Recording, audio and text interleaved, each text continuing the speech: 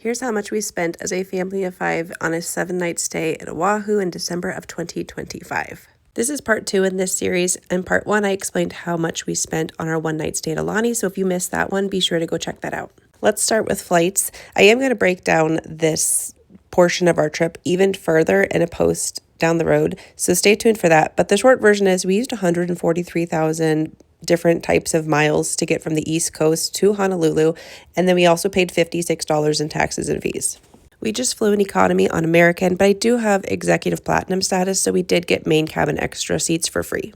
For lodging, we stayed at the Marriott Ko'olina Beach Club. This was a timeshare trade, and with all of the fees and taxes calculated into this total, we paid $1,079 for our 7-night stay in a 2-bedroom Mountain View penthouse. We spent $356 on dining out. We had one sit-down meal out as a family. We walked over to Aulani and ate at Off the Hook. Then we had 3 different times where we had Uber Eats delivered, one time for all 5 of us, and then the other 2 times were just my husband and I. We kept our costs down by ordering groceries. We spent $255 on groceries and just had simple meals in our room to keep our food costs reasonable. We spent $131 on entertainment. 70 of that went to this train ride that I probably would skip if we were to visit again. Then we paid $1 to reserve tickets at Pearl Harbor plus parking there. And then finally, the cost that we paid to hike Diamond Head. My daughters also did lei making one afternoon at the resort, which was $10. We could have splurged on a lot of other activities while we were in Oahu, but since we decided midweek to spontaneously island hop over to Maui the following week, we decided to keep it simple and just do things that were free, like snorkeling or hanging out at a resort and enjoying the pool. We paid $364 for our rental car and gas. Parking was free at a resort because our reservation was technically through Marriott Vacation Club.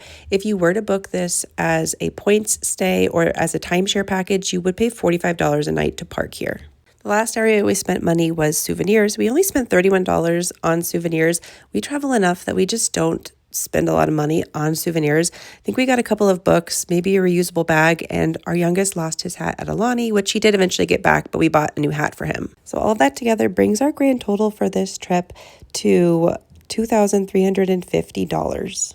People who travel hack trips are going to hear this number and think that it's a lot of money, but if I put that amount into points, we would have spent 230,000 points to make this basically an all-inclusive trip to include our lodging, our food, our transportation, our entertainment for the entire week. So 230,000 points for a week-long stay in Hawaii for a family of 5 is a crazy good price.